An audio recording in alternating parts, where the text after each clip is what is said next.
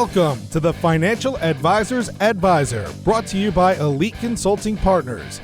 It's the only podcast offering unfiltered guidance and direct advice for all things concerning financial advisors, RIAs, and the practitioners in the wealth management business. Learn more and subscribe today at eliteconsultingpartners.com/podcast. And now, here's your host, the Financial Advisor's Advisor himself, Frank LaRosa. Welcome, everybody. This is Frank LaRosa, the CEO of Elite Consulting Partners, and I am the Financial Advisor's Advisor. Welcome back from the holidays. Happy New Year, all that good stuff. Let's get down to business. Dale, welcome. Thank you. The big burly beard that you had. What's up with that? Oh, you're really catching me on the spot. Did your wife shave that while you're sleeping one day? I did promise her, and she's happier now that I got rid of it. That's good. Happy wife, happy life. You know starting to see the light now. Not getting food in my face. That's good. That's always good. I'm probably cleaner. That would be nice. Candidly. That's good. I'm sure she appreciates that. Right? She does. Setting a good example for your kids not to carry food around in your beard. Right. And I don't look like I have a cat sitting on my face. Lovely. Sounds the way wonderful. She looks at it. Sounds like a wonderful holiday. So I'm a new person. It's a new year. Awesome. And I'm excited to talk about today's topic. That's cool. It's really cool. Good. So before we get into it, I think in the last couple of weeks, we've our downloads have gone through the roof, which is phenomenal. We've gotten some great. You had a nice call with manager yesterday, which was cool. So if you're listening, awesome, great job. Thanks for your feedback. We really appreciated it. And it was really important to us that people are listening to what we have to say and learning from it, which is the goal here, right? We never really know what we're going to talk about every week because we gear every single week's podcast towards what we're being asked to talk about that week. So it may come across like we're winging it a little bit, but the reality is we're really just trying to have a conversation based on what people want to hear, not what we want to tell people. And so if you're new to the podcast, that's what our goal is. Welcome. If you're a repeat listener, we really do appreciate everything. Don't forget to smash that like button and leave us some great comments. We very much appreciate that. And welcome to the new year. So with that said, today I wanted to talk a little bit about sort of creating a $1 billion AUM business through something called a Mastermind Group, right? Which differs from a client council. So over the years, I've coached and advised advisors that work for me to sort of go out and build a client council, right? But a Mastermind Group is something a little bit different. And if you follow me on Instagram, Facebook, you'll know that I'm going out to Whistler, Canada, with a group that I'm part of, and it's a sort of a larger mastermind type group called Arte Syndicate. And the whole principle behind it is really to bring a bunch of people together from with different talents and skills and knowledge to help each other grow.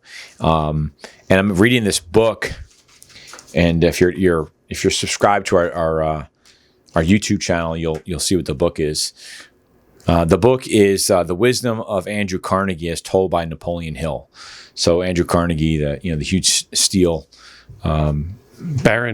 Yeah, he's awesome. Right. But this book is absolutely intense. It's taken me a long time to read because when I go through a book, I highlight sort of key points, and basically I'm like highlighting the entire page. Right. It's just filled with great content, and it's essentially an interview by Napoleon Hill of Andrew Carnegie, and really about how he got to where he was, and really how he formed the attitudes and the mindset to go from a day laborer back in the day to this the wealthiest man in the world, right? Yeah. Exactly. And so one of the key points, and I'm going to read from the book so I get the definition of a mastermind correct, at least according to Andrew Carnegie. No, I think it was Napoleon Hill. Well, I'm going based on what Carnegie said. The mastermind is an alliance of two or more minds working together in the spirit of perfect harmony for the attainment of a definite purpose. I love that. That's awesome. That's really powerful. So there's like three parts to that, right? Yeah. I mean, there's a ton of it. There's a ton of stuff in here. But as a side note, if you really want to blow your mind and really take your own personal being to the next level, you all should be reading this book. So again, it's The Wisdom of Andrew Carnegie as told by Napoleon Hill. You can get it on Amazon or whatever. And where this differs, so I'm just going to describe to you sort of why this differs from a client advisory council, right? And the idea, if you're a financial advisor, is to grow your business. And, for the most part, advisors, for one reason or another, are reluctant to ask for referrals. And this isn't really a referral system, like a referral network. A mastermind group really is one or more individuals that get together with a singular purpose, right? A definite purpose.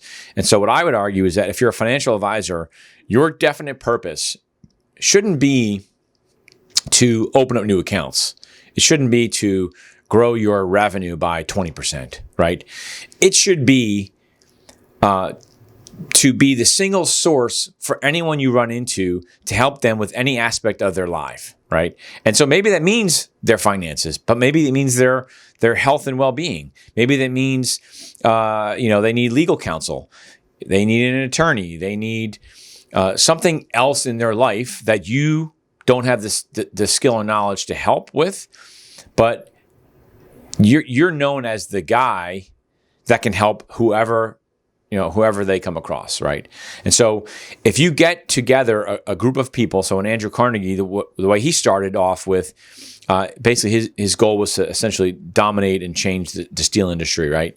And he started with this one single purpose, and then he sold it to another guy who bought into it, neither of which had any real depth of knowledge in engineering of steel and everything like that. But he was able to get together ultimately a group of 25 individuals that all had that same purpose. And so when you put these groups together, you all sort of have to buy in, right? Don't go and talk to your attorney buddy, right? And say, hey, let's get together as a group because, you know a lot of people, right?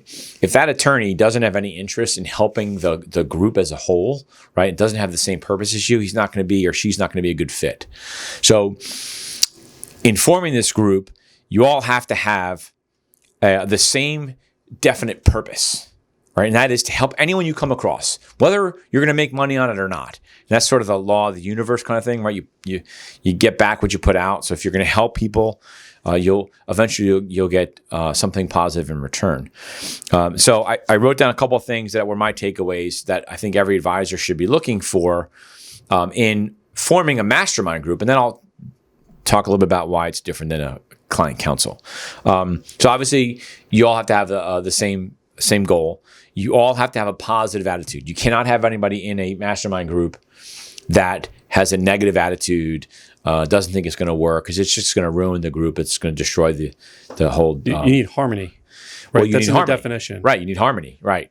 So harmony of you need harmony. If everyone's on the same page, you call it what you want, right? But you all have to be on the same page. You all have to have that attitude. You all have to be trusted. You have to trust the people that are in that group because it's confidential. So you need to be able to be open with the group about what you all are trying to achieve, how you help all of your clients, and all the details of that so that everybody understands each other. So the confidence is important because you don't want to be talking to somebody and they find out a little bit more intimate details about your practice and your business and who you are, and it gets spread. So you have to have that person that's trusted. One of the biggest keys is you can't have a mastermind group filled with the same people, right? I think people make a mistake of, especially when they build like referral systems, it's all about the person, oh, we're in the same business and so we think the same way, so why don't you come into this group with me? You deliberately want people with other skill sets because you don't know what you're going to learn from that other person, what that person has to offer to the group, and what you have to offer to the group that somebody else might need or help, or know someone that needs your help. So as part of our group, the Arte Syndicate Group, that's how we operate. People will post questions and get answers from people that they never would have thought would have the answer, or they weren't able to contact, right? So we're able to give people advice and help on situations that they may not ordinarily get if they were on their own, or people in their own little company, right? You're all thinking the same way. So, and you have to meet on a regular basis, so it can't just be, hey, emails and talking on the phone once in a while. Like, you have to be able to sit in a room and just talk about where things are going, talk about where your industry's going, talk about where their industry is going and things that are changing within their industry. Learn about the other industry so that you can offer some of that. You can pick up on opportunities in your town, wherever you're at, where you can help somebody by putting, connecting somebody to a member of your group. Where that differs from a client council, and so I've had advisors where I've had them form a client council. You get 4 or 5 of their best clients to get together. They have dinner once a quarter, and they talk about how the advisor can better his or her practice. So it's very one-dimensional, right? There may be some sharing of ideas once the clients get to know each other, but that's not the purpose of a client council. The purpose of a client council is simply to better the advisor's practice, which is not. By the way, there's nothing wrong with forming a client council. I think every single advisor should have a client council, right? We can discuss it on another podcast, but put a client council together, rotate it usually every year. So you're gonna get together 4 times a year, rotate it every year with new clients, but have don't rotate the entire group all at the same time, right? But I don't want to call it selfish in nature, that it's all about you. It's all about the advisor. Versus a mastermind group, it's all about the greater good of professionals in your community. That's the biggest difference, right? So, and you won't have to necessarily worry about asking for referrals, because they'll come, right? As you give help and support and referrals to the people in your mastermind group, because you're all trying to create a collective positive influence in your marketplace. And you're trusted, which is a big part of it. Right, and you're trusted, you will get more business. I see it over and over and over again.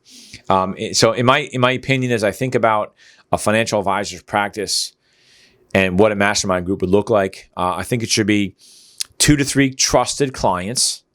So when I say trusted clients, you have to have a few clients that you would not mind taking behind the curtain and showing them how your business really works. Excuse me. And one's what you would want clients that would, talking about that harmony and being part of the mastermind, having a definitive goal, want to see you succeed, and you're open with them about the purpose of them being a part of this group, right? Correct. Is that that's you have to be, again, it's open about why they're part of the group. And this is not necessarily about, how many more client events should I do? And how many more, do you guys like my newsletters and all that crap? That's what a client council is for, right? Should I send out birthday cards or should I send out birthday cakes, right? This is different. This is getting them to understand that you're trying to level up your business and your influence within the community, and and what's going to be their impact. They might bring some ideas and thoughts to the table that they would resonate with them, and who knows if they have different businesses, that could help. You bring up an interesting point right there. So Napoleon Hill, in that book somewhere, he said there's 2 reasons for the mastermind. One is economic, right? Scale. That's easy to wrap your hands around. Of course. But the one that you just touched on is interesting to me. It is psychic, meaning you're getting ideas from places that you typically wouldn't. And there's some sort of definition to the word psychic that makes a little bit more sense. But the other analogy uses is, you can have 1 battery, but if you have 10 batteries, it's a completely different output on energy. Sure, right. Okay, but I don't want to derail from. So you have clients as part of the board. So you have 2 to 3 clients, mastermind, because you don't want to have a mastermind that's too big, right? Because then you can't really make an impact, and you also don't want to have a mastermind that's too small. So you have 2 to 3 clients, trusted clients. For an advisor practice, I would say you want to have 2 to 3 accountants or CPAs, because that's a way for you to offer help to your clients. Again, not thinking about this as a referral system, but it's what tools and people would you want in your back pocket to be able to help anyone you come across. 2 to 3 estate and trust attorneys, or a family attorney. People that deal with divorce and will and just different things going on, family dynamic issues, those types of things. A health and nutrition person, right? So you want to have maybe 1 or 2 of those people. Mm-hmm. I would even say like a family therapist type of individual to deal with some of those more emotional things. You want to have, and this may come as a shocker, but I would have 2 or 3 other financial advisors in the group. They can be from your own firm, or they can be from different firms, right? It's creating a collective group to do good in your community. And obviously those advisors that you bring into the group have to be trusted. They're going to be sharing information with you, and you're going to be sharing information with them. So, but I think that's awesome. And then I would pick 2 or 3 other, I'll call them sort of outstanding citizens or business owners within the marketplace, right? It could be, someone was citizen of the year or whatever in your town, right? That might be a good person to have in your mastermind group. And so it should be really anywhere between, I would say 15 and 20 people, 25, which is what Andrew Carnegie had. But that's what the size of a group. Define what your definite purpose is, right? So I just was sort of spitballing and wrote one. If I was a financial advisor, creating a group that can help anyone of your collective clients with any issue they come across in their lives, right? So you're really trying to really do good for the community and do good for anyone you come across. You need to think about it all the time. You should be talking about it, thinking about it. The more you talk about it and think about it, and have everybody else talking about it, thinking about it, the more that's going to come back to you. You're going to start to realize those things, and before you know it, you'll be again getting clients. And not this is about building a $1 billion AUM business. Before you know it, you'll be getting bigger referrals than you ever thought you were going to be getting, and not asking for them, because you're putting out good energy into the universe. Well, because it's part of not only that, but when you've created a mastermind, it's a bigger mind. Right. So your vision, their vision, ideas collaborate, right, and all that message starts to permeate 25 people or however big your group is. That one mind, that one collective mind is stronger and smarter than all the individual minds combined, which is the whole point of a mastermind, right? Yeah. And I think that it's something that I really don't hear financial advisors doing or talking about. At most, when I talk to an advisor that's, I'll call him or her advanced in their thinking, right? They have a client counsel. Like that's about as far as I've seen it go so far.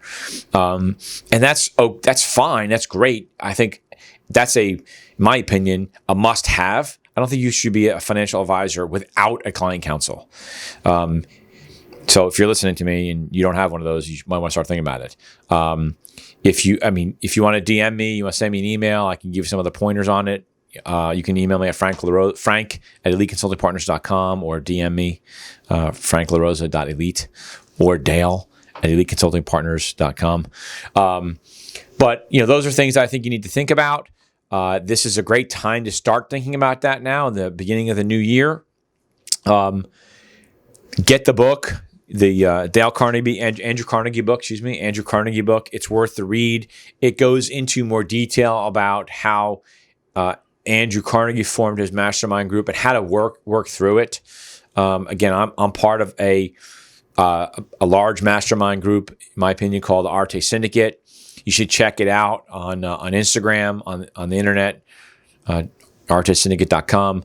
There's a couple different levels you can participate in. I'm totally excited. I'm going to Whistler on tomorrow actually for a week, and we're going to be meeting with Ed Milet and Andy Frisella, and they're going to have some phenomenal guests. We don't know who those guests are yet, but we had some great guests. We had last Coeur d'Alene, we had Rob Dyrdek come and give us a presentation. That was awesome. Kevin O'Leary was there. That was phenomenal. That looked interesting. Yeah. Right. And so the whole point is sort of getting ideas from all these collective individuals. But I've learned so much from the folks that are in my group that I, having not been part of this group, would never have come across. Right. And so it's helped me level up our business and hopefully level up people in our company. So anyway, with that said, that's my shtick about a mastermind group. And we appreciate you listening in. Don't forget to subscribe to our podcast. All right. Smash that like button. Hit the bell. Find us wherever you can. YouTube, right? iTunes and our YouTube channel. Keep calling us. Right. Keep calling us. And, thanks for all the feedback. We love it. We appreciate it. Hope you all have a good 2020. Yeah. And thanks for wearing a jacket today, Dallas. Really sharp. Thank you. Yeah. Nice. Anyway, take care. Love you. Bye. That was good. That was perfect timing. That's how we do it.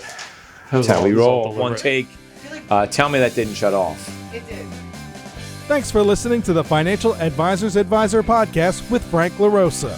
If you're looking for more advice or solutions on any topics in the financial services industry, or you just want to subscribe to our podcast, head on over to eliteconsultingpartners.com/podcast.